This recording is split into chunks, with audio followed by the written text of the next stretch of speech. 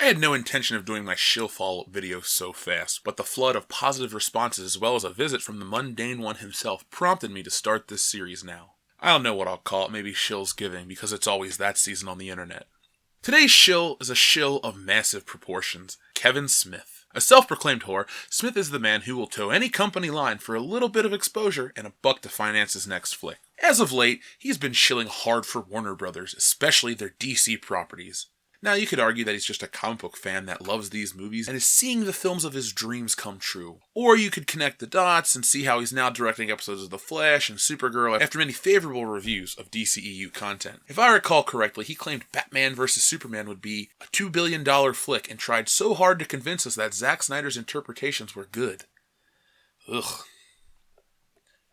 One thing to remember about Kevin Smith. Back in the early 90s, up until 2008-ish, Smith mainly talked about Marvel comics in his movies. In Mallrats, he had Stan Lee in the film, and Jay references Wolverine many times. Brody's room is full of Marvel posters like Spider-Man, X-Men, and the Fantastic Four, and he name-drops Punisher War Journal. In Jay and Silent Bob Strike Back, Daredevil appears in the film as well as then Editor-in-Chief Joe Quesada. In Zack and Miri Make a Porno, Craig Robinson's character lists off archaic comic strip characters, to which Seth Rogen responds with, "No, like Spider-Man." We know that Smith liked Batman. There's a copy of The Dark Knight Returns in Clerks, and he dresses up as Batman in Mallrats, but when Marvel was willing to give him access to things, as well as work, he was their guy. I'd say that was his earliest case of shilling for a company. That all changed when DC started getting involved with Fat Man on Batman. Prior to this, he had written comics for them, but since 2012, when he started Fat Man on Batman, he really went full shill for DC. Since then, he appears on their CW specials promoting the failed Justice League flick, hosts comic panels, and directs shows, and has a sudden surge of relevancy. What pains me the most is just how far Smith has fallen over the last few years. At one time, the man was the voice of counterculture, the voice of a generation, but now he just parrots the corporate message of Warner Brothers. He's essentially become what he hates the most, though he's always been sort of self-loathing. He does this because it's the only way he can get a seat at the table anymore. And as someone who genuinely loves some of his films, I find this sad. His review of The Last Jedi is useless, and the way he defends the film is just more deflection. It's everyone's fault but Disney. I attempted to listen to him review The Force Awakens because he always talked about Star Wars, quoted Star Wars, seemed to understand its essence. But by 2015, it was just too late. I didn't sense conflict anymore, and there was no more good in him. I'm sure he's a good father, husband, friend, etc., but as a source of credible, unbiased opinion, he is trash. It's like the Joker says, "Hubba, hubba, hubba, money, money, money, who do you trust?"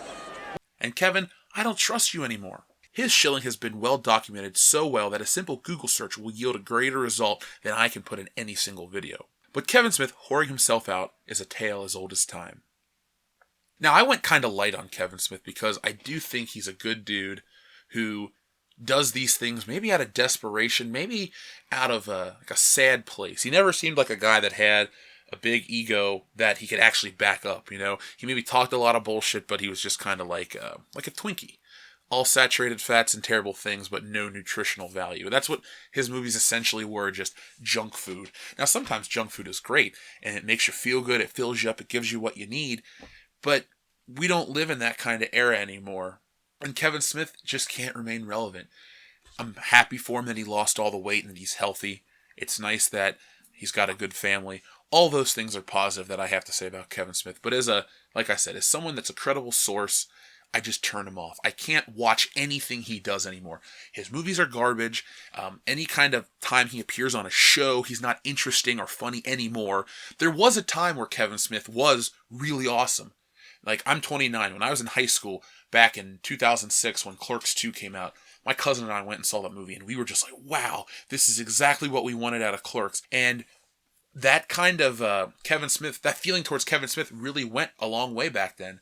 I remember all the guys in high school, we all went and saw Clerks 2 again together, and we would quote it, and then when I met Dustin, who used to be on this channel, we would talk about Clerks 2 all the time. Hell, when Dustin used to live with me in my dorm, and when he moved out, he didn't write like a goodbye note or anything. He took a piece of notebook paper and wrote the words "eat pussy," just like in Clerks 2 on my window, or my door, and I was like, oh man, what a cool way to go out.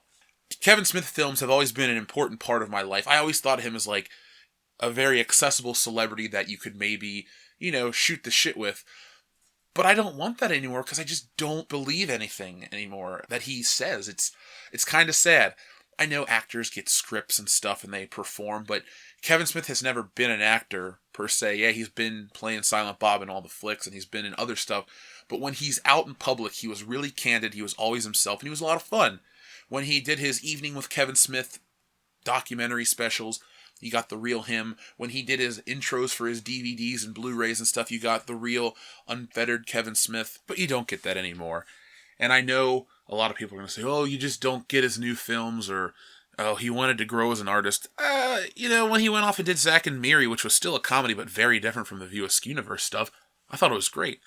I actually would think it's rated as one of his better films in general. It's fun, it's funny, it has some touching moments. It actually has some interesting social commentary on gay couples, without being like it is today, where it's like, hey, this guy's gay and he's got to be so great.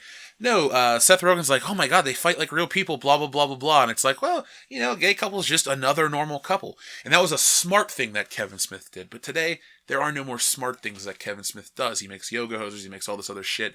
And he just shills for companies. Like, a review by Kevin Smith, it means nothing. He goes on about the Suicide Squad. It's like walking into a Hot Topics, his phrase, not mine. But walking into Hot Topic is like walking into the shit part of the mall, Kevin Smith. It's not like you go there for all the interesting stuff. You go there to see the angsty teenagers and the scene kids and the adults that are trying to be cool, or the people who hang out at horror conventions like the black t-shirt blue jean brigade who wear their skater shoes. Like, that is your Hot Topic demographic. And to compare Suicide Squad to that isn't a very positive thing. I know you think it is, and I know you wanted to make it sound good, but it just comes off as hollow and shallow, much like everything else you talk about. I tried to watch his 2015 Movies of the Year review with, what's his face? His partner in crime over on comic book, or Batman, Fat Man on Batman, Mark Bernardin. Again, it was just like a commercial for Star Wars about how great it was. And like I always say, if you get it, why are you basically making excuses for the new shit? Because you know deep down in your heart that it's not real Star Wars. So when he did that shit with The Last Jedi and talked about crying, and then he tries to say, oh, people have expectations and their theories and all this other shit.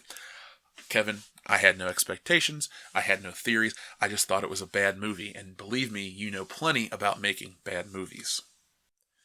So that's it for the first Shill video. Like I said, it was fairly nice because there's a lot of respect I've had for Kevin Smith in the past.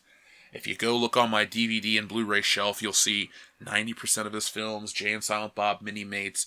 I bought the Clerks 2 box set with the little Movies hat and all the other shit. I looked into getting a Movies shirt. Like all this stuff.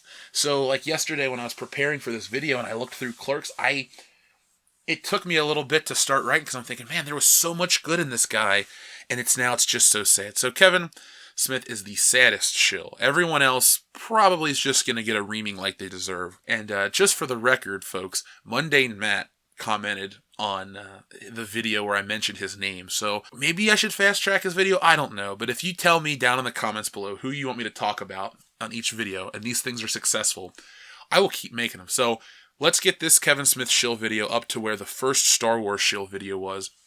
And I'll get you the Mundane Matt one as soon as possible. This week is World Class Bullshitter, so that's going to be a lot of fun, so be on the lookout for that. We're going to talk about Ant-Man and the Wasp, as well as a multitude of other things, and the Ranger Solo story. I'll tell the other guys, so you'll get to hear a bigger take on that.